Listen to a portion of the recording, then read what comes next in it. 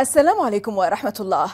هو ستيليو جيل كابو تشيتشي الذي يعرف باسمه الحركي كيمي سيبا أو النجم الأسود بالترجمة الفرنسية من اللغة المصرية القديمة. هذا الزعيم السياسي الشاب لعموم أفريقيا والكاتب الفرنسي البنيني يعد شخصية بارزة في المقاومة والكفاح ومناهضة الاستعمار في أفريقيا الناطقة بالفرنسية في القرن ال11. كيمي محلل جيوسياسي ومعلق في العديد من تلفزيونات غرب أفريقيا، كذلك هو محاضر حيوي وعالي النبرة في الوحدة الأفريقية في العديد من الجامعات والعواصم الأفريقية منذ عام 2015، وعلى رأس منظمته غير الحكومية Urgence Pan-Africaniste التي أسسها قاد المعركة ضد الاستعمار الفرنسي الجديد. أوقد شعلة احتجاج على عملة CFA في معظم أنحاء المنطقة الفرنكوفونية في غرب أفريقيا ووسطها، وهو بادر إلى التظاهرات ضد عملة CFA العملة المستخدمة في 14 دولة في غرب أفريقيا ووسطها، والتي تم تقديمها من قبل فرنسا إلى مستعمراتها آنذاك في عام 1945. تم انتخابه كأفضل شخصية أفريقية لعام 2017 من قبل African News، وذلك لنضاله الدؤوب والمستمر ضد الاستعمار الفرنسي الجديد وفرنك الاتحاد المالي الأفريقي في أفريقيا. يطيب لنا أن نستقبل كيمي سيبا لنتحدث أكثر عن نضالاته وأنشطته ومشاركاته، ولا سيما تلك الداعمة للقضية الفلسطينية، ولنسأله عن حال القارة الأفريقية والشباب الأفريقي اليوم، وهل تسير أفريقيا الأم في ركب العالم المتعدد الأقطاب. أهلا بكم إلى حلقة جديدة من الداخل، معكم زينب صفار، تابعونا.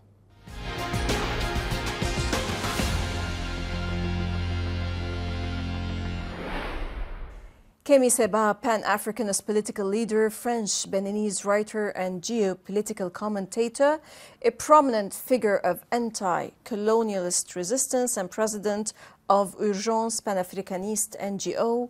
Welcome to Min al-Dakhil from the Inside, sir. Bonsoir, ma chère sœur. Que la paix soit sur vous tous. Always a pleasure to have you. Well, Kémi, you tend to describe yourself as, quote, the militant defender of the dignity of black people, unquote. Allow me to ask you to share a timeline of when you started to be known by the so-called nom de guerre Kémi Séba. Why Kémi Séba, and what about the generation of Kémi Séba and the youth of Kémi Séba, and also the MDI, or the movement of those damned by imperialism? Alors que la paix soit sur vous tous, que la paix soit sur tous nos téléspectateurs, de manière générale, tous ceux qui nous regarderont, amis comme ennemis.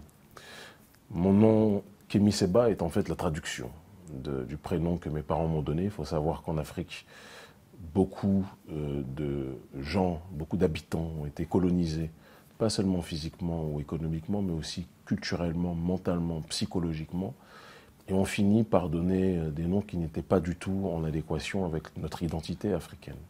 Et ce fut le cas de mes parents, qui m'ont donné des prénoms civils complètement européens, italiens, français. Comme vous le voyez, je ne suis pas italien, je n'ai pas une tête, même si je suis né en France, je ne suis pas sûr que j'ai une tête de français 100%, je suis un Africain. Et donc j'ai pris la traduction du nom, du prénom que mes parents m'avaient donné, dans la langue la plus ancienne du continent africain, le Medunechea, qui s'est donné Kémi Séba. Pour ce qui est des mouvements de nos débuts, il faut savoir que très rapidement, j'ai commencé l'activisme politique à 18 ans et je me suis fait connaître médiatiquement par les autorités françaises et par le grand public en France et en Europe, puis ensuite en Afrique, à mes 23 ans, 24 ans. Et dans ce cadre-là, il est vrai que des mouvements comme la Tribuca, des mouvements comme le MDI et Génération Kémi Séba ont été systématiquement interdits par le gouvernement français parce que le gouvernement français aime quand on tape dans le ballon, aime quand on fait le Kylian Mbappé, aime quand on est fort au basket, aime quand on rappe, quand on fait de la musique, mais il n'aime pas qu'on l'homme noir commence à réfléchir. Et dès qu'ils ont vu que nous commencions à critiquer la politique française en Afrique et au Moyen-Orient et dans différents endroits du monde, ils se sont dit c'est pas bon. On préfère qu'ils jouent au ballon autre. Ils m'ont pris comme une menace, ainsi que mon staff et mon organisation. Nous avons été incarcérés. Mais ils pensaient qu'ils allaient nous détruire, alors qu'en réalité, ils n'ont fait que nous renforcer par la grâce de Dieu. Now, your political activism, I will come to talk about your many arrests, but allow me to ask you here, your political activism, Kemi, has earned you a large swath of popularity among the French-speaking African youth, who consider you as a rock-solid defender of African sovereignty and have responded to your protest calls to protest. Tell us more about this desire of the young people to recover their freedom, to recover their autonomy and their self-determination, their aspiration to take charge, of course, of themselves without receiving orders from the former settler. Il faut savoir qu'il y a un réveil qui peut paraître brutal ces dernières années de la jeunesse africaine, mais qui est le fruit d'un long processus. Il faut comprendre que depuis la période des prétendues, des pseudo-indépendances des années 60 au XXe siècle, où on a fait croire que les pays africains devenaient libres, alors qu'en réalité, dans la partie francophone, ils ne l'étaient absolument pas, la France a simplement changé son mode opératoire de domination, l'élite française, de telle sorte que les ressources minières africaines continuaient à être pillées, les présidents africains, pour la plupart, continuaient à être nommés par l'élite française. Ceux qui n'étaient pas nommés par l'élite française étaient diabolisés, combattus par le gouvernement français. Et pendant des années, la France, tout en pillant, quand je dis la France, très important que je précise que je parle de l'élite française, pas du bas peuple, qui lui aussi, le prolétariat français, souffre et a ses problèmes. Mais l'élite française, tout en continuant à piller, s'est présenté comme l'ami, soi-disant, des Africains. Donc, c'était à la fois le gardien de la prison et à la fois celui qui se présentait comme le meilleur ami des prisonniers. Alors qu'en réalité, il était responsable de l'incarcération de ces prisonniers-là. Et donc, c'est au début des années 2000 qu'il y a eu cette prise de conscience généralisée qui était que, mais on nous fait croire que nous sommes libres, que nous sommes indépendants, on nous donne le sport, la musique pour nous distraire, mais dans le même temps, nos pays sont riches, mais nous sommes toujours pauvres. Nos pays sont très riches en matières premières, mais on nous dit qu'on est les derniers de l'humanité. Nos pays sont très riches et fournissent en électricité la France, fournissent en or, en cobalt, en diamant le reste de l'humanité, l'Europe, l'Occident de manière générale, mais on nous dit que nous sommes pauvres. Comment se fait-il que nos sols soient très riches, mais que nous soyons les peuples les plus pauvres du monde? Et c'est là où un certain nombre de choses se sont déroulées dans l'esprit des jeunes Africains. Et nous avons mené un travail d'ingénierie sociale, ce que j'appelle l'Inception, quelque part, comme le film un petit peu. On a déposé dans la tête de millions d'Africains, par les médias, je travaille depuis maintenant 10 ans en tant qu'analyste, chroniqueur géopolitique dans les télévisions africaines. On a déposé l'idée dans la tête des gens qui était que on vous fait croire que vous êtes libre, mais vous êtes encore esclave. Et on a étayé ça par des preuves, par des faits, par des exemples concrets. On n'avait pas besoin d'inventer parce que c'est la réalité. Et c'est ce qui a donné, par la grâce de Dieu, le réveil, je pense. On a participé aux côtés d'autres, mais on a été les plus actifs, parmi les plus actifs, le réveil d'une grande partie de la jeunesse africaine. Excellent. In this sense, Kemi, in recent years, you have talked that you have been arrested several times, whether out of Africa and in some, at least 3 African countries, for comments you have made during political rallies, yet you are still defiant. And these arrests have never quelled your impetus, your struggle, and the desire to mobilize against exogenous and endogenous neo-colonialism. And you say, quote, "Nobody will be able to moderate our language." How much important is language in the Pan-African struggle of today? Au commencement était le verbe. Et à la fin de tout sera le verbe aussi. Le verbe créateur, le verbe du Seigneur. Le verbe nourrit l'âme. Le verbe peut tuer. Le verbe peut donner naissance. Ce message de connaissance de soi, de connaissance du juste, du connaissance de l'injuste, de la connaissance du bien, de la connaissance du mal. Ce message de justice, de compréhension de la prison dans laquelle on est installé a réveillé beaucoup de gens. Il a réveillé beaucoup de gens aussi parce qu'on a montré par ce verbe que nous n'avions pas peur de ceux qui se présentaient comme les puissants. Il y a un certain nombre de passages dans les diverses écritures religieuses qui stipulent toujours qu'il y a des gens qui se croyaient pour les rois les plus omnipotents, les plus puissants. Et face à eux, il y avait des personnes qui, soi-disant, n'avaient pas de richesse, n'avaient pas de ressources, mais ils avaient Dieu avec eux. Et celui qui a Dieu avec lui, il est toujours dit que l'homme fait ses plans, mais Dieu est le meilleur des planificateurs. Et celui qui se range du côté de la justice a toujours la capacité d'avoir son verbe amplifié pour réveiller les masses et pour implanter le sentiment et le processus de justice. C'est ce que nous avons fait. Les gens pensent qu'en m'incarcérant, en me mettant en prison, ils vont briser ce verbe. Mais à chaque fois qu'ils m'incarcèrent, ils ne font qu'amplifier son pouvoir et réveiller les âmes de la jeunesse africaine. Right. Today, do you agree with what some might note and argue that the days of grand Pan-African reveries or dreams seem far behind? How do you foresee the future of Africa, Mother Africa? Je pense que... Alors, votre question est juste, mais la réponse que l'on donnerait aujourd'hui sera en distanciation vis-à-vis de cette question. Je vais m'expliquer. Le rêve panafricaniste des pères fondateurs s'est confronté à un échec brutal qui était dû quelque part à la bestialité, la méchanceté, la prédation du système occidental. Et ils ont assassiné ceux qui se rebellaient. Il n'y avait pas les réseaux sociaux qui permettaient de mettre la lumière sur les exactions du système colonial, ou les médias, les télévisions de masse africaines qui permettaient de relayer l'information. Il n'y avait rien de tout ça. Donc c'était plus facile de tuer, de briser le rêve panafricaniste à l'époque. Aujourd'hui, à la seconde où vous vous attaquez à une figure du panafricanisme, il y a des millions de réactions.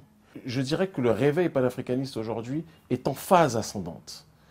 Il est en phase plus que jamais d'aller vers une voie ultime, s'il plaît à Dieu, d'autodétermination.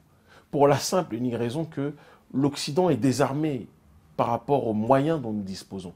L'Occident a l'argent, l'Occident a les médias occidentaux, France 24, BBC, etc. Mais nous avons la masse, nous avons aujourd'hui des radios qui se diffusent partout en Afrique, nous avons les télés africaines qui circulent partout en Afrique, nous avons les réseaux sociaux qui circulent partout en Afrique. Donc le message passe. Le message passe entre l'Africain de l'Est, l'Africain de l'Ouest, l'Afrique centrale. Toutes les parties africaines sont interconnectées.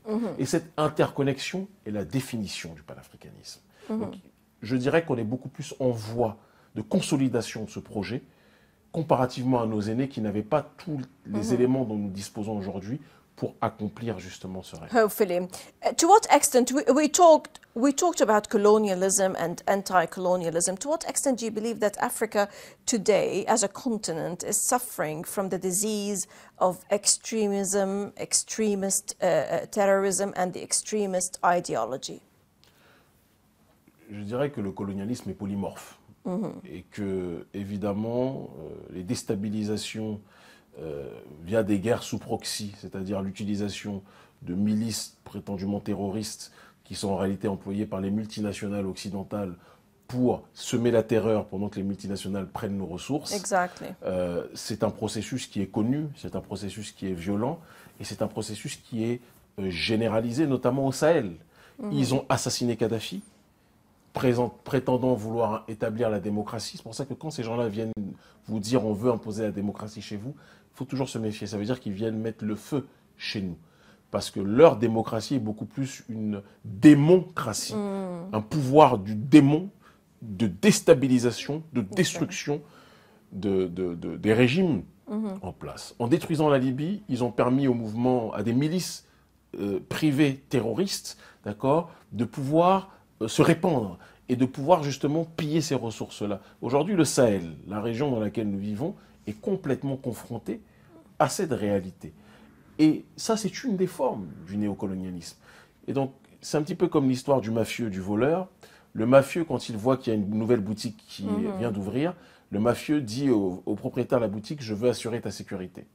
Le propriétaire de la boutique, par exemple, Afrique, dit non, je ne veux pas, je peux me débrouiller tout seul. Le mafieux, par exemple, gouvernement français, dit ah, tu ne veux pas, ok. Il paye des casseurs, les terroristes, qui vont attaquer la boutique. Ils vont tellement attaquer la boutique qu'à un moment donné, le propriétaire de la boutique se dit j'ai vraiment besoin de sécurité. Et donc, il appelle le gouvernement français ou l'Union européenne ou les États-Unis. Et c'est ce qui se passe. C'est-à-dire que les terroristes servent quelque part d'arme de pression pour imposer aux dirigeants corrompus africains de demander de l'aide et la protection sécuritaire aux pays occidentaux. Donc c'est un processus colonial et c'est contre ça que notre organisation révolutionnaire Urgence panafricaniste milite évidemment. Right. As the founder of the NGO and the leader and the president of the NGO Urgence Panafricaniste, you have become close to the renowned Russian theorist, Professor Alexander Dugin. Of course, our warmest regards to Dr. Dugin. Kemi, you have called for the need to create a geopolitical alliance between the Pan-Africanist and Eurasian movements to join forces against hegemony of the West and consolidate the political project of a multipolar world. In light of the current developments that is happening, that is taking place in Russia against Ukraine and elsewhere, do you see that this project is materializing today? Alors, je crois plus que jamais que ce projet du monde multipolaire peut être instauré. J'y crois profondément. Mais je pense qu'il est encore plus important de préciser le contexte du cadre que nous voulons installer. Parce qu'aujourd'hui, on est retombé dans une sorte de bipolarité du monde, guerre froide. Soit vous êtes avec la Russie, soit vous êtes contre la Russie. Le monde est plus complexe que cela. Déjà, notre organisation, Agence panafricaniste, bien longtemps avant de nouer des liens avec la Russie, a noué des liens avec différents pays. Les premiers qui nous ont reçus internationalement, c'était le président Mahmoud Ahmadinejad d'Iran. Et c'était dans cette logique justement de multipolarité. Ce n'était pas pour être le relais de l'Iran ou le porte-parole de l'Iran. Nous sommes africains, nous avons nos réalités, mais nous estimons que l'Iran, que le gouvernement iranien résiste à l'impérialisme occidental, dérange l'impérialisme occidental. Et parce que nous luttons contre l'impérialisme occidental, nous nous sentons proches de tous ceux qui luttent contre cet impérialisme-là. C'est ce qui nous a amenés en Iran, c'est ce qui nous a amenés à Cuba, c'est ce qui nous a emmenés au Venezuela, c'est ce qui nous a emmenés à différents endroits. Et dans cette logique-là, je pense qu'il est très important que je le dise, sinon on ne comprendra pas.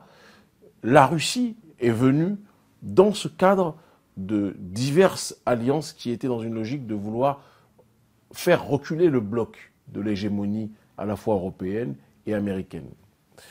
Et c'est dans ce cadre-là, en 2017... To the NATO and the Atlantists, exactement. Of course. Et c'est dans cette optique-là que s'est faite la connexion il y a 5 ans avec le philosophe Alexandre Dugin, à la fin de notre campagne extraordinaire qu'on a faite contre le franc CFA, qui est une monnaie coloniale imposée par le gouvernement français.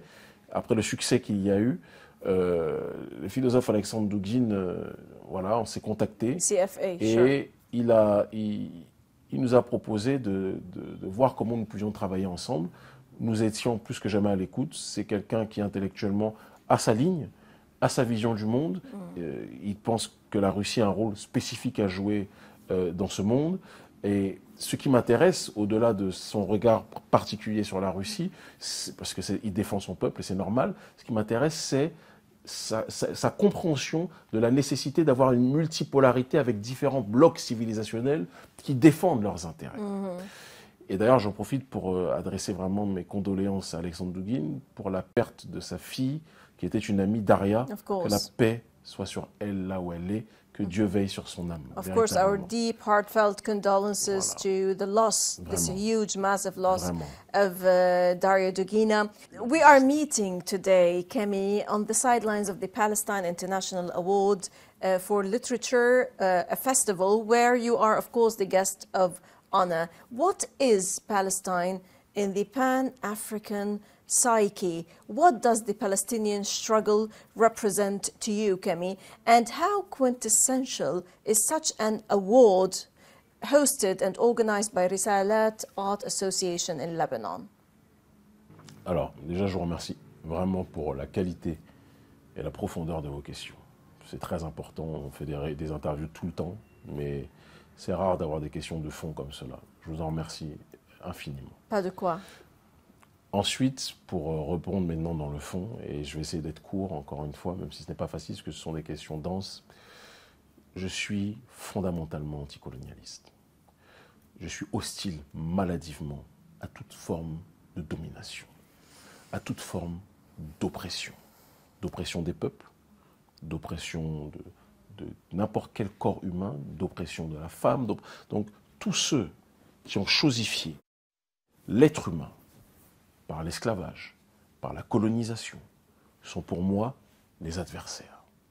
L'élite occidentale est la plus grande criminelle de l'histoire de l'humanité, d'hier à aujourd'hui. Et quand on regarde Israël, Israël est le proxy de l'Occident au Moyen-Orient, le proxy colonial de l'Occident au Moyen-Orient.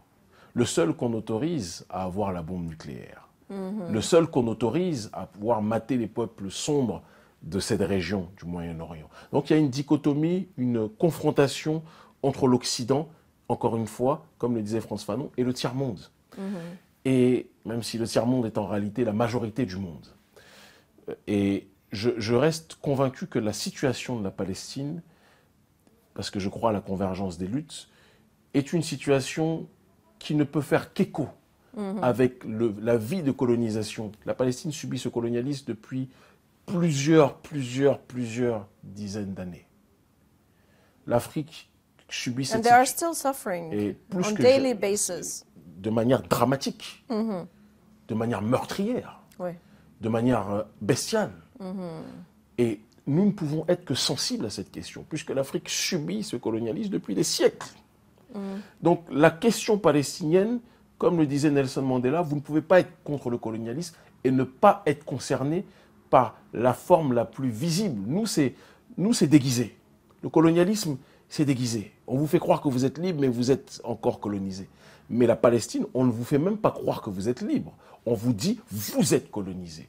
Ils sont fiers de dire qu'ils sont des colons israéliens. Donc c'est une colonisation explicite, brutale, violente, dégradante, et aucun être humain sur cette terre doté de raison, et c'est très important que je le dise, qu'il soit noir ou blanc, chrétien ou juif, parce que tous les juifs ne soutiennent pas Israël, très important, n'importe qui doté de raison ne peut que condamner ce qui se passe. On ne peut pas condamner l'apartheid en Afrique du Sud, la ségrégation aux États-Unis, le colonialisme en Afrique, et ne pas critiquer, condamner et combattre l'apartheid en Palestine et le colonialisme sioniste là-bas.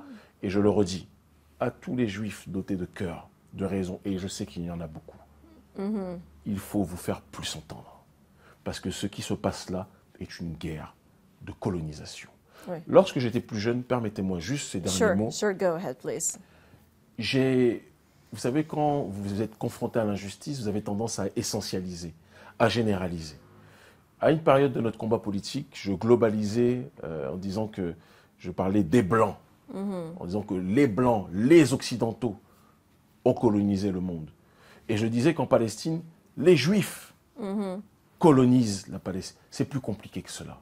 C'est une élite qui a réussi à présenter leur domination comme quelque chose de normal et qui a créé une ingénierie sociale pour que le reste de leur population se sente légitime de venir dans cette direction. C'est l'éducation, c'est l'information, en plus du combat nécessaire qui doit être effectué. Mais il faut informer les gens. Bless your heart, time and again Africa is demonstrating the fact that it will be one of the most important milestones of the struggle as a new world, of course, is emerging. Yes, we need to highlight people who make a difference, leaders turning the tide like yourself, Kemi. Your driving force and the youth driving change and an unrelenting business community. That is what we believe will change the whole continent, and that is what we shall always highlight. Kemi Seba, Pan-African political leader, thank you very much, sir, for your flamboyant leader spirit and sharp impulse and insights. Always a pleasure to have you, Kemi. Vraiment, Most welcome, always, sir. merci infiniment et j'espère vous revoir pour d'autres interviews. ودائما الشكر لكم مشاهدينا الكرام على طيب المتابعة. للتفاعل أكثر تابعونا على صفحات السوشيال ميديا، وحتى نلتقي من كل فريق عمل من الداخل من كل الميادين من بيروت. السلام عليكم ورحمة الله.